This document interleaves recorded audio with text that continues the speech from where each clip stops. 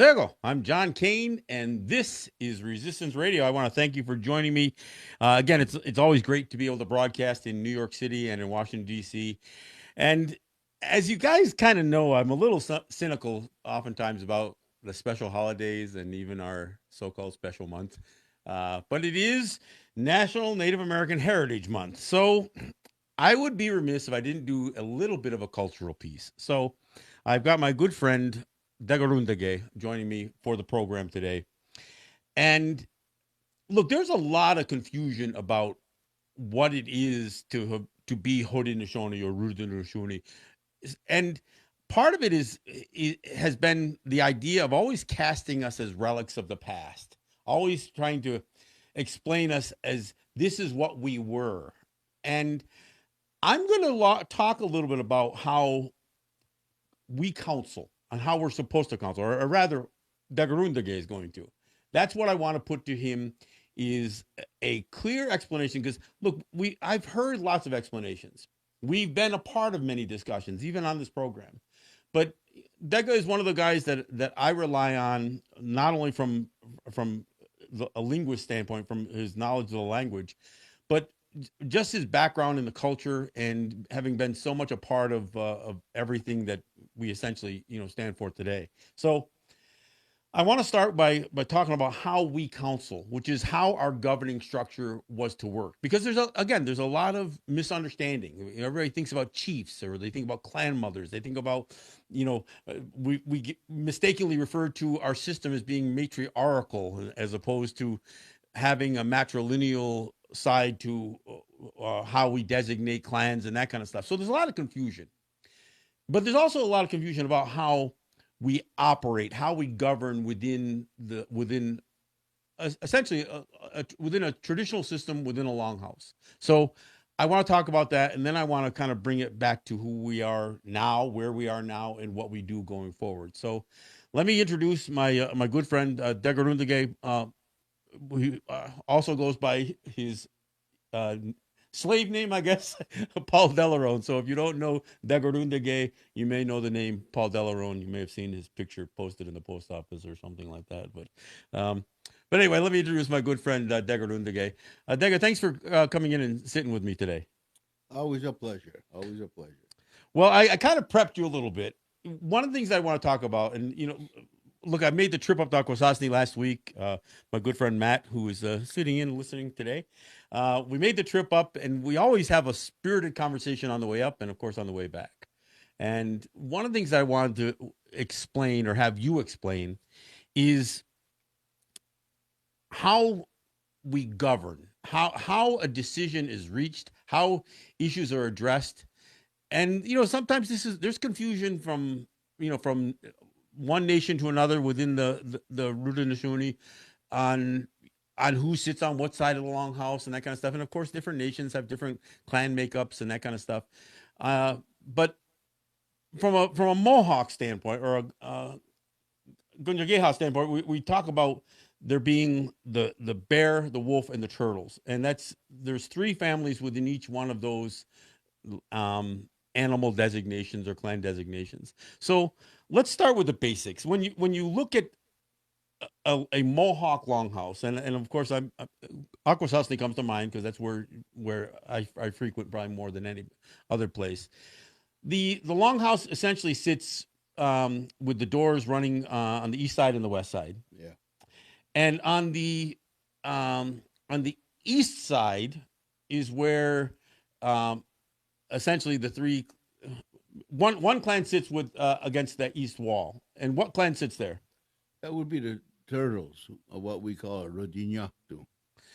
And to the north side, Is the ρωΝατահιούνι, what people call the wolf. and then on the south side. Is ρωδισκαρέβαγε, the bears. Okay, now many people are somewhat familiar with the idea of the three sides of a longhouse and how an issue is discussed generally, but not specifically. So we have one of the clans is designated essentially as what we call the well. Yeah. Explain which clan serves as the well and what that entails. Well, you see, we use the three as totems of our families, and we have three wolf clan, and they are called ρωΝατահιούνι, which means they make the path. And the reason they have that responsibility is that of the three, the wolf is the one that he never hibernates. He's always awake, and in order for him to survive and so on, and especially in the cold winters and so on, he has to be very quick with his thinking, and also it depends on his speed and that. And so this is why he's that side of the house is chosen for that. And them being called ρωΝατահιούνι, it's self-explanatory. And so issues are brought to them and that. And so they begin the council and that, not with decision, but they just set the agenda. And they pass the issue to the south side of the house where ρωδισκαρέβαγε sit. And they're called ρωδισκαρέβαγε. And what it means is that they're always looking for the cones of the bees, and because that's one of their favorite foods, and also it provides a lot of protein and nutrition, and so the berries always looking for those things. So Now you explained that it isn't necessarily just the honeybee; it's the bee's nest it's because the they bees, want the larva is what they're after. They're after that larva. They're not really after. They'll eat the honey but they're really after the larva. It's not just Pooh Bear then. No, no, we need a pool. Well, that's a different kind of a bear. Anyway, it's given to them because um, they're to analyze the issue first, and it's the nature of the bear when he's looking for the honeycomb. He has to really search for it. He'll climb the trees. He'll turn over logs. He'll turn over stones. He'll dig in the ground. He goes all over looking for these the beehives. And so it is said, well, if the bee is of that nature, that he knows what the environment is, and he's always searching, so he knows where just about everything is, and he really dissects the matter in order to be able to find that what he's looking for. So they use the characteristics of these animals Yeah. to represent the responsibilities of That's the right. clans that are represented by them. Yeah, that's right. And so this is why, like a lot of people today, not knowing our language and that, all they know is they sit on these different sides of the house. And a lot of people say, well, I'm a wolf. But they're not wolves. The wolf is an animal. The bear is an animal. The turtle is an animal. That's why we have specific names, ρωΝατահιούνι, for what is called the wolf. But it means that he's the path maker. And then the bear, he's ρωδισκαρέβαγε, because he's always looking for those. Oskarewa is the cones, and that he's always looking for those, and that. And then the turtle, he's called ρωΝιάχτου, and that because the thing is that he makes his neck disappear into his shell, and later I'll get into why. And so, when the issues come to the well, it's given. Each issue is first given to the bears, and then they analyze, they dissect the matter and everything, and then when they're done, they come to a conclusion. They throw their findings back to the wolves, and the wolves take everything in consideration. The things they explain how they reach their conclusion. So it comes back to the wolves. The wolves take into consideration everything the bears had to say. But if the wolf feels that something isn't really complete, they'll give the issue back to the bear and tell them why uh, they couldn't accept that the bears need to look at this more carefully. So the bears will do that. So after they've done it again, then they pass it back to the wolves and explain, and they have somewhat of a different conclusion. And so if it's acceptable to the wolf, then he passes it to the turtles. And then on the turtle side, all the while they've been listening, they've been watching, they've been witnessing this deliberation between these two sides of the house, and that, and they take all that into consideration. And if they feel there need to be adjustments or whatever else, then they'll explain why, and they'll give it back to the wolves. Then the wolves will give it back to the bears again and start the process all over. And it's very thorough. And well, finally, if the turtle finally accepts what the two sides of the house have to say, and and then it's acceptable to all of them. Now they became of like minds. And then one of the turtles, um, his title is the Garihoga. And this the Garihoga, what he will do is that he will get up and he'll explain how the issue came.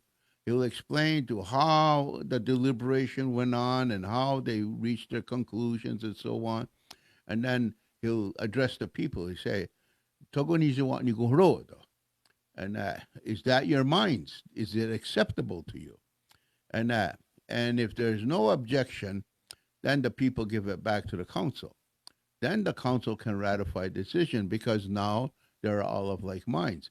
But if when he does that and somebody feels that it's not complete, then that person will express why they think it's not right, and they bring they bring their concern up, and then the council, they'll take that and they'll go through it again, and they'll try to what's the word, try to make it right, and then after all that's done, again the Garihogo will ask the people, now is that acceptable to you? Is that to your agreement? And there's no objection. Then the council can now pass it back and forth to ratify the decision. But one thing people like today will say, once a decision is made, you can't change it. That's not true. And that if at some time in the future something comes up that they, in all that deliberation, they may not have considered, they have a right to pull that decision back. But I guess the point there is that it would have to be pulled back. I mean, Yeah, it's not like you just say, "Well, we're going to disregard that decision," because yeah, that decision was made, yeah. and it was made by all the people. That's So right. you can't just say, "Well, we're not going to consider that anymore because we've learned something new." Yeah, It should actually go through the it same it has to process. go back to the same process. You always do things to make it right. You can just let things fly, because the thing is, every decision we make, and that when we make that and we deliberate and so on and so forth, we always have our children and our future children in mind, and that because we don't want them to inherit a problem. We want to make it as right as possible so that they don't have to be burdened with our negligence. Let me back up just a little bit because there is an issue that arises where you would have two sides of the longhouse that would be in agreement and a third side who doesn't necessarily agree. And Yeah, so this is the whole idea of having three sides of the longhouse. yeah. So you don't remain deadlocked where you just have one opposing, one Mm. agreeing. So that third side has the opportunity uh, to express their concerns, just like an Yeah. individual would, and either try to convince one or both that there's something that has not been considered properly, and they may find themselves that even after having expressed their concerns, that the two other sides remain in agreement, and it is that third side that will concede, knowing full well that if two sides agree, then a third side Mm. can't be the Mm. disruptive factor. See what happens in that case. If there is they're not of like mind. All right, and they try to resolve it. But if it's too heavy of an issue, then what they'll do is they say we're gonna sleep on it. We're gonna put it under our pillow, and then the next time they come back together, they'll address that same issue again. And if again they can't come to like minds, then everyone takes it back again and considers everything that's taken place and that. But the third time it comes to council. And if it's still that way, there's two sides. The House agrees and one side doesn't, then the two sides and that will what's override, and so that third side and that has to go along with it. They concede. They concede, and that. So it's a very well thought out process. But it's not necessarily like you said. I think one of the things that people have the sense is that when something goes to a council, whether it's a nation council or a grand council, that those people sitting in that council have the full authority to make a decision. Yeah. But a lot of when wampums are sent out, and most of the people have already within their clans, within their families, have had some sense that there is a deliberation that's going to take place. So those guys who go to those men who are sitting there have already are carrying in large part the will of the people already. So they don't have the opportunity. That's why you say that that turtle representative has to stand up and make sure that the people are in agreement. Yeah. But if they can't come to agreement, then it isn't just that two sides override. No. It goes back to the communities. Yeah. So when they say sleep on it, you're essentially saying you're going to take it back to your communities. That's right. Fully express what the concerns were of the third side. Yeah. What the two sides agreed upon. Again, summarized in the same way that it's done in council, and it might take 2 or 3 times to make to come to a decision. That's right. You never rush. You never rush because the decision you make, your children and grandchildren are going to inherit that. And you want to do your utmost best that you're never going to burden them with a problem because you were negligent or you were too much in a rush or anything like that. Or too emotional on the subject or whatever else. Yeah. It's a slow process, but it's not really that slow. But the thing is that whenever an issue is dropped into the well, and that from the well, all the 9 families of the Mohawks are not notified. They're given these issues and so on. And then the families, what people call the clans, those families will all analyze this and that. And when they're doing that, that Royaner and that Yagoyaner who represents the family has to be present. They have to listen to what the people are saying, so that when their representatives go back to the council, and that they know what the minds of their people are, because you don't have power over the people. You're just the person who represents your family, and you're raising the opinion of your family, and so when these Rodianes are sitting, they're sitting in threes. So they get to discuss these things, and they get to come to an understanding of and that. Because in most situations, most families pretty much come to the same conclusions, and that. So by doing it this way, it makes it easier for the Rodianesu, and that. So when they start to deliberate over this, they're pretty much trying to stay in lines with the wish and the will of the people in accordance with our Constitution.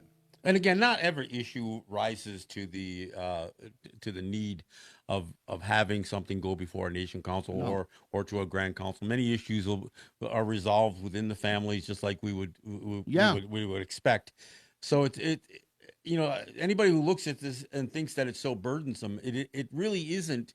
It's really designed to really resolve any potential conflict and to address the most serious or pressing matters, or an issue that perhaps catches everybody a little bit by surprise, and it's something they've got to consider, something they haven't considered before. You see, the thing is, a lot of times, if there's a problem, it's not the clan that sits in on this right away. That's what Royaner, Yagoyaner is for. They will deal with the individuals to try to resolve. Gather as much information. And try to resolve it on the smallest scale. and that. But if it needs, only then does the family get brought in. But the thing is, a lot of times those are not like the like what you call the nation issue. It's a clan issue, and they can resolve that, and that issue never goes to the council. Well, and it's interesting because we use that word council, but essentially when we're talking about the both, whether it's the women or the men who are the head of these family, or not really the head, but the representatives of the family, Representatives.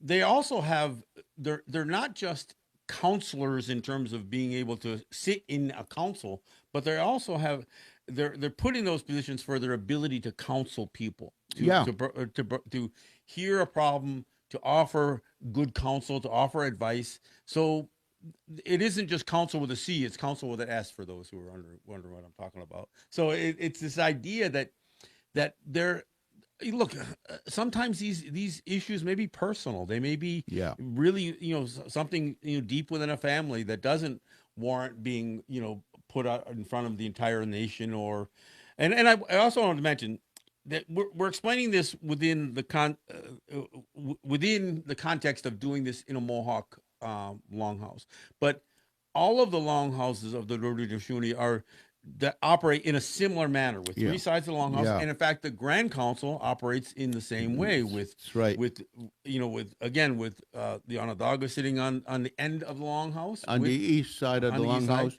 with the turtle and the No, Cayuga and Oneida on the I'm sorry, south yeah, I'm side. sorry, yeah, And then go ahead. Mohawks and the Senecas would sit on the north side. And it's pretty much the same process. And that, but instead of the Garihogo, it would be Adodaho, because Adodaho is the one who convenes this gathering. He has that responsibility.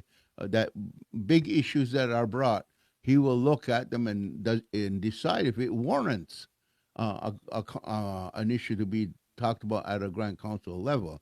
And sometimes, if he's having a problem, trying to figure, he can consult with the Onondagas.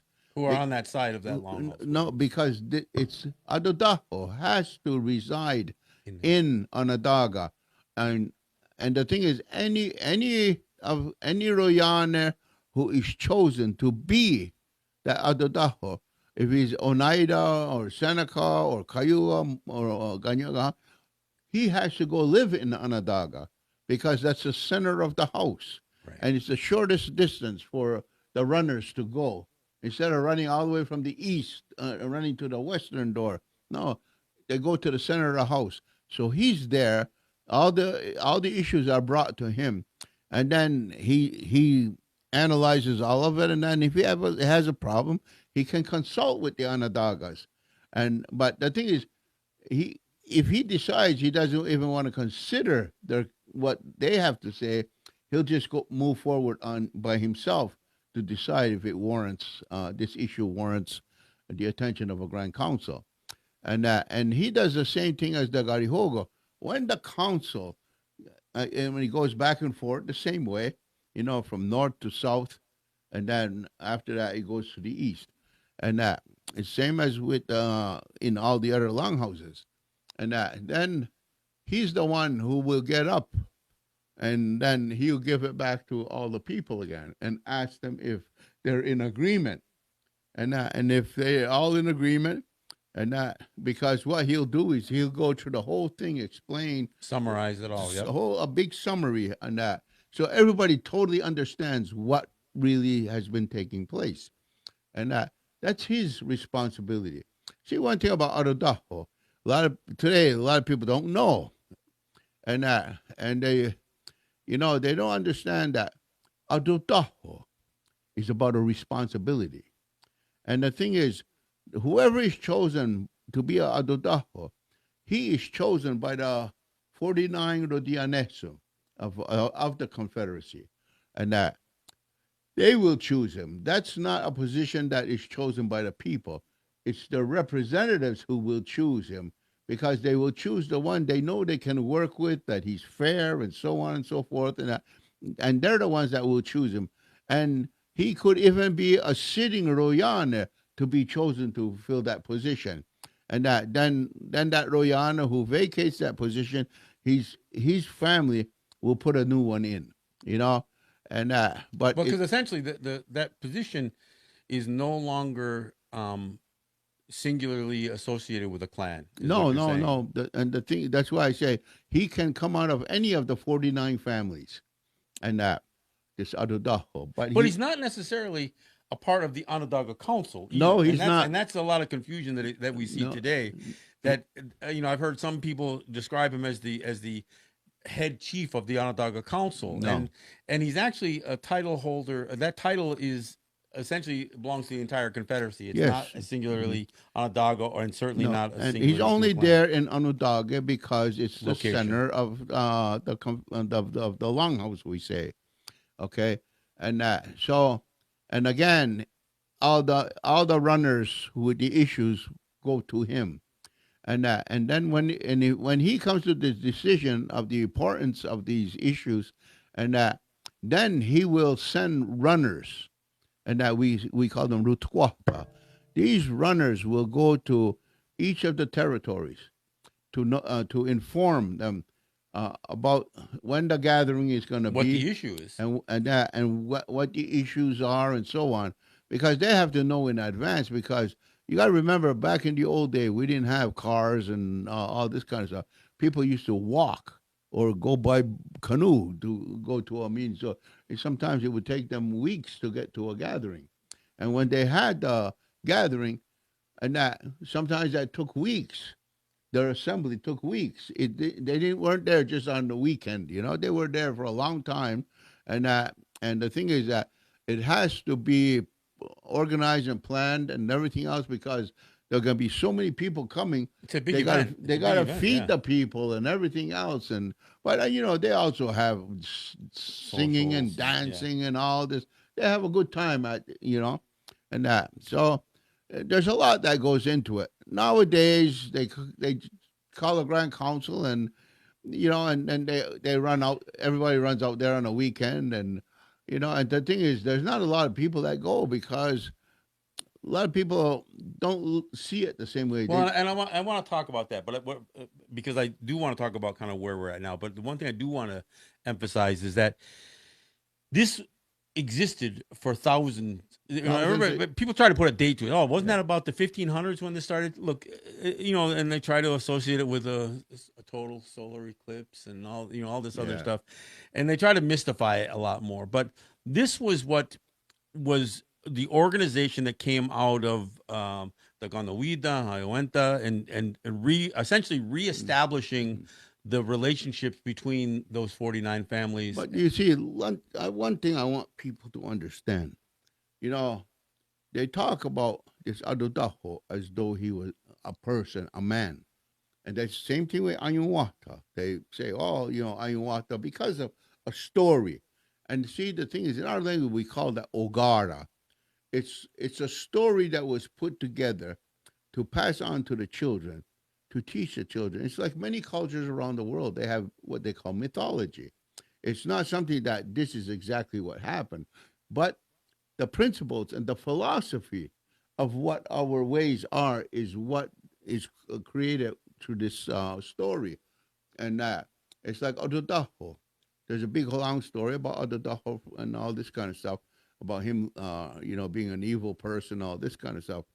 But when you really know this stuff, you know that Adodaho is about a responsibility, and that Adodaho, that that position, he doesn't have a clan mother. All the other Rodianeso has a clan mother, except Adudaho.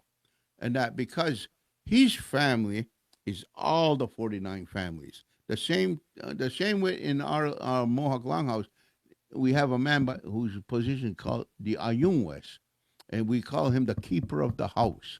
And he's the one that makes sure that all procedure and protocol is done properly. And Adudaho is the same. He's there to make sure all procedure and protocol is followed. It's a responsibility. It means what Adudaho means we're all connected. We're all connected to this one responsibility. That's why Adudaho means we're connected. We're hooked on. Well, and as you did explain, there is not just a responsibility, but he does have some decision-making powers about when to hold a council, Yeah, whether to no, hold a he does council, that. so it is a bit of a singular responsibility Yeah, that none of the others have that same level of responsibility. that's right. But the decisions and the deliberation is not it's not up to him. He's just No, making sure that the process is followed. he's not even part of the deliberation. He sits and watches to make sure everything is done properly, and also to reinforce it. There's an Anadaga who the title is Onowiretu. Onowiretu sits on one side of Adudaho, and on the other side of Adudaho is Sadegariwate. And so these two Rodiane, they're there to support him. And when people read these books and stuff, it says Adudaho, as at one side, he has a stick to cast out crawling creatures. And on the other side, he's got a seagull wing. And that's to keep the dust, around the council fire always clear and visible. But what that stick means is that onowireto, the title onowireto, what it says is that ohanowirete, if there's something that's there to disrupt the council, he'll take that and he'll remove it. He's the stick. He's the stick. Yeah, he's the stick, and ohanowirete. It's like if you have something on the water, you sink it. By sinking it, nobody sees it. So it's out of sight and out of mind. And then if all of a sudden the council is not following procedure and protocol the way they're supposed to, and that Adudaho can correct them, but if he forgets, this is what the Gariwa they will do is he represents the seagull wing, and he will clean the dust around the fire, and he'll explain the Constitution again. He'll point out what wampum and so on and so forth. So he's always removing the dust from these things, so it's always fresh in their minds. He reminds them, and then they get back on track and so on. I mean, our ancestors were really smart to think of all these things. Well, and the metaphors. I mean, the Yeah. use of other parts of what the Yeah. literal translations of these things. It goes to understanding what their mindset was. See, but that's what I want to get back to is to Anyuwata. Anyuwata is a character in a story, but it's not a man. Anyuwata is about the responsibility of that family.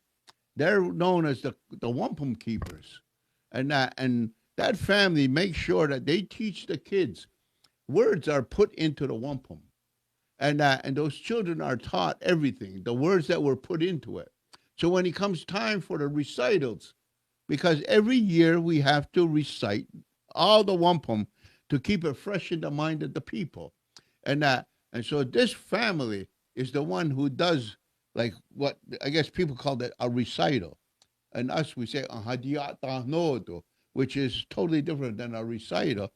A hadiat tahnodo is they will expose the whole body of this wampum, oyata, what it's made of, and what was put into it, and everything else.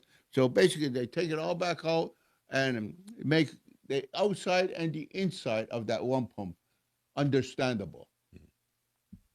Well, and look, this has been great to go through this level of detail, and I think there's people who have had a lot of misconceptions about how our councils work and how they're supposed to work.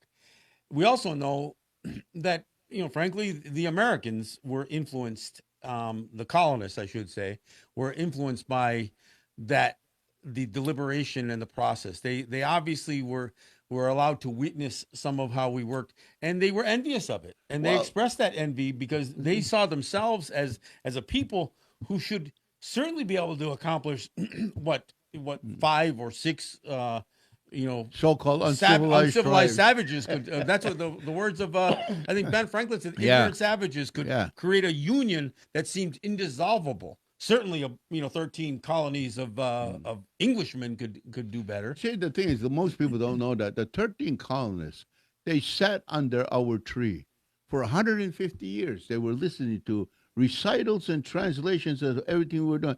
That's why they loved this. And so they decided, because they seen that we have we have a republic.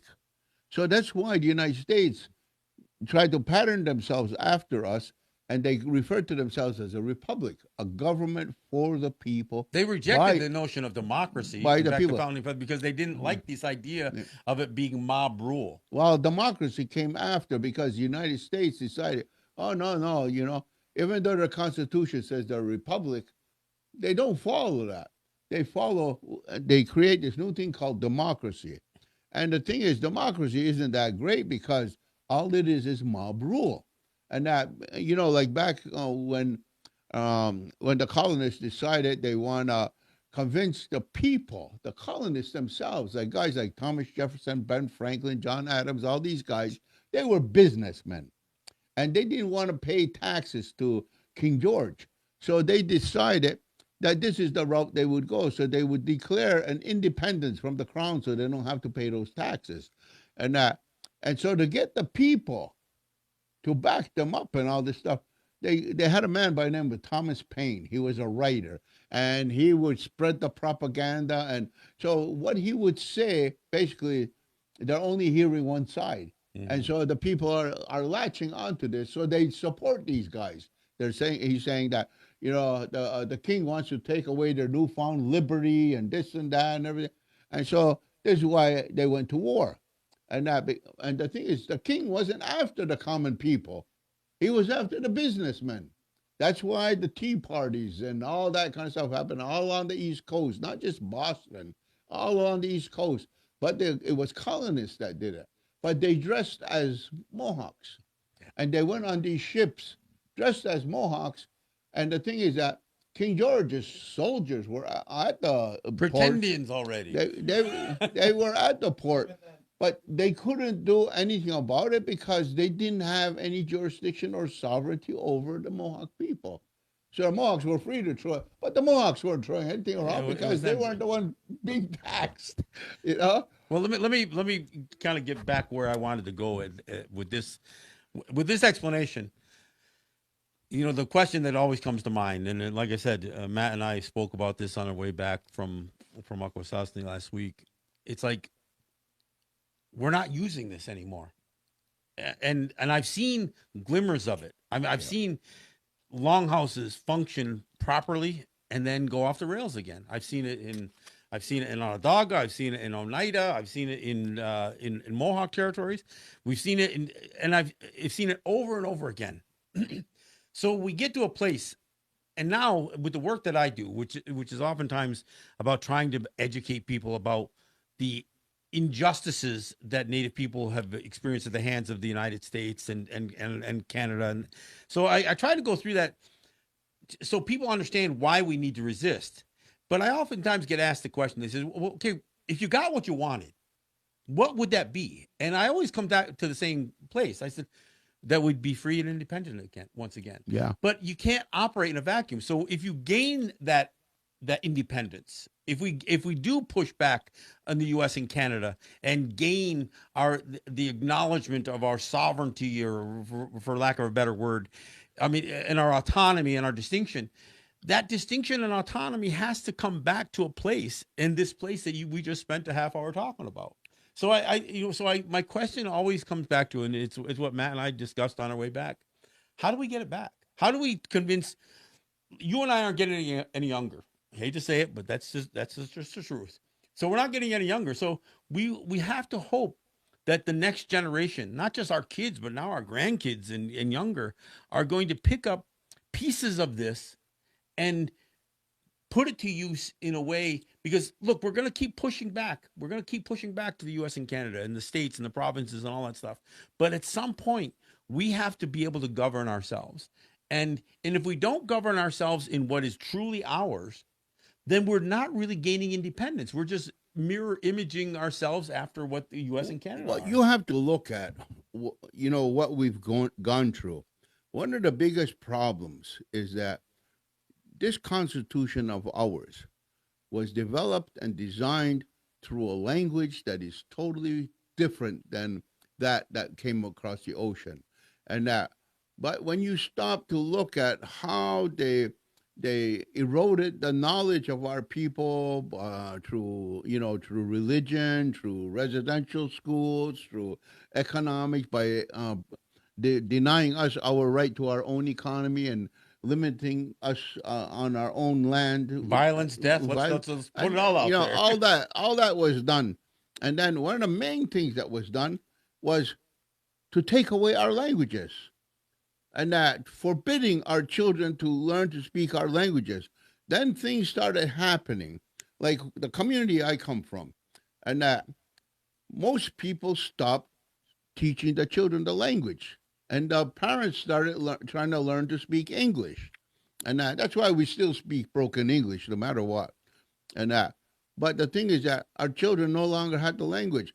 There were several families in my community that resisted, and that's the only reason I speak the language, because when the Seaway came true back in the 50s, people stopped speaking to their children. My family, oh no, that was the law. We only could speak our language in our home. My grandmother would tell us, look, that door, when you pass it, you can speak any language you want, but while you're in this house, you're going to speak Ungwe. And that was it. And so that's why I never lost the language. And the thing is, it's hard, like for us, those of us who learned to speak the language, when we find a new partner in life, a husband or a wife, most of them don't speak our language. So it's very difficult for us to have our children become fluent speakers because one doesn't speak the language. So they have to converse in English. And so the children hear more English than our own language. And this is why, like now, people read these books and everything, and oh, Ayunwata, he did this, and in a story, that character, that's what he did. Adodaho, in the story as a character, this is what he did. But these are very important characters. Well, and I think, I mean, what's even more critical is the idea of replacing um, our original concepts with English words that don't, like I use the word sovereignty. Yeah. Sovereignty is not the proper word. No. And when we talk about anything, whether we talk about this process to deliberate, it is it. I'm not even sure the republic is the best word, but it's the closest word in English. Yeah. But it's certainly not democracy. And you're going to hear people say, I've seen the poster. It's got a picture of the ﷺ belt, and it says this is the first draft of the U.S. Constitution, and it talks about democracy. But people need to remember, but we didn't put that out. No, We see that those things hung up in a lot of native places. Yeah, because most of them don't know anymore because they're ignorant of who we are, and for a while we started believing what Hollywood had to say. And then we go to school and we're told our history, and we're such terrible people. We're savages, and we burn poor priests and all this stuff. We rape women and children and all that. And none of that was true. It was true, but it was them doing it. Yeah, but we did burn the priests, but that's a whole other story, and people need to know why we burnt them, because that wasn't our way to execute somebody through burning them. The priests asked our people to burn them because they were found guilty of conspiracy and espionage. And the priests, because our culture, our way is that even our enemy, we showed respect. And we asked them, what is your preference of death? And they wanted to become martyrs. And so in Europe, that was a practice, like Joan of Arc and all these people get burnt and they become martyrs. And so these priests, Lalemount, Brebeuf, and the other 6, all asked to be burnt at the stake. So we burnt them. We granted them a wish, their last wish, And if it was up to us, if the people had no choice, didn't have a preference, we just one blow to the head with a club, instant lights out. It's over, No suffering, no nothing. But they asked us to burn them. So today, even now, today, we call them the ཌηνƞต่ํ. And if you ask our people today, what does ཌηνƞต่ํmean? Oh, it means the priest. It doesn't mean that.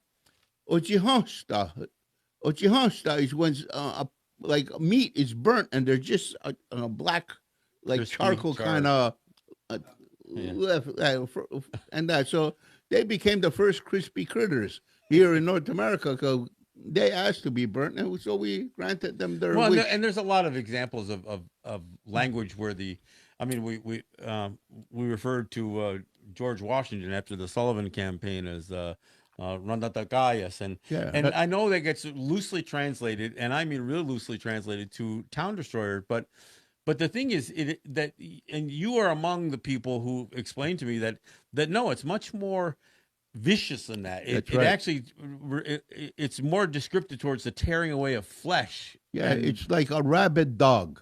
No rhyme or reason, just attacks and just keeps biting and biting and biting, and he'll kill. And he didn't kill it to eat it. He's just going around just killing and killing and killing. That's why we called him Ranatagayas, because he sent Sullivan and others to come and to exterminate our people, and just so that we don't exist no more. well, and to essentially what he wanted to inflict was a level of terror, and that's the word that Washington used in his orders, a level of terror that would subdue a people for generations. So I mean, not only did they utilize terrorism as a military strategy, but the idea of intentionally inflicting intergenerational trauma was what they were after. And I think it's important to realize that.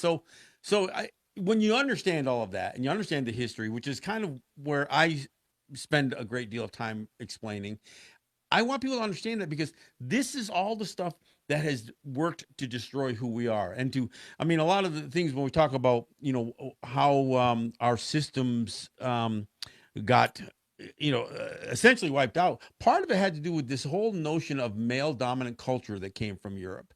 And the idea that they were propping up even those again those religionistas, because they were essentially Yeah, trying to lift them up like holy men or the leaders of people rather than the representatives of people. see, we can talk about the history that happened with us, and it's still ongoing. It hasn't stopped, and but the thing is that our people tried very hard to educate the world to this way of peace and harmony, and but nobody listens, because if you look at present day, look around the world, the same thing is being repeated. And I mean, look at a few months, 40,000 Palestinian people have been murdered. I mean, but it's not just Palestine. It's going on. Look in the Ukraine. You look all over the world.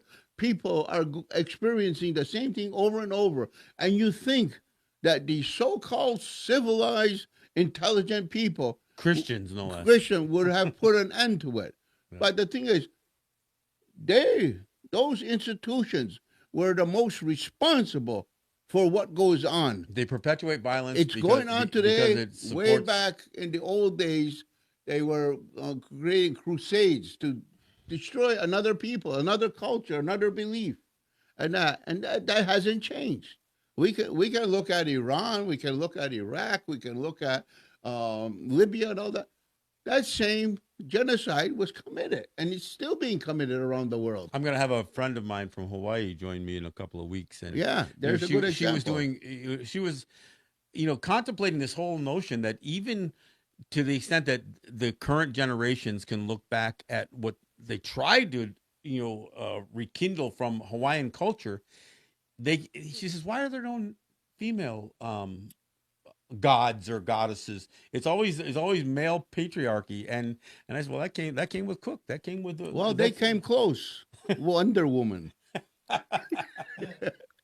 well, Dega, I want to thank you for joining me. That we pretty much wrapped up the time here. Okay. Look, regardless of it being our special month, I think it was a real treat to have you come in and explain this part of our culture and explain look, and I realize that this is a non-native audience listening primarily in New York City and in Washington D.C. But it was always our intent to share this with you. But also, I know that there's many native people who tune into the show. They listen to it as a podcast. They watch it on Facebook. So I'm hoping that we continue to plant this seed because, like I said, we're not getting any younger, and I think there does need to be a renewal of some of these governing systems that we need to Well, reincorporate. people keep saying, why do you keep going out there and trying to talk to people and that? And, He said they didn't respect it. Every agreement that was made with us, they broke it. They violated it. And I tell people the reason we continue to explain that two-row and other wampum to people that because they all made pledges that they will respect that. Yeah. And the thing is that we continue to repeat it over and over because we're hoping that there will be a generation that will finally stop and listen and fulfill their pledges Well, so we're that seeing they an can awful be. lot. We're seeing an awful lot unravel with the United States and Canada. So maybe more and more people will come to the realization that they've got to um, take the time to remember and understand some of this. So There's no sense in saying the power of the people if the people are not going to exercise their power to straighten these matters out. that's right. Again, I want to thank ﷺ for joining me. We'll be back next week. I'm John Kane, and this is Resistance Radio. Yahweh. Yeah.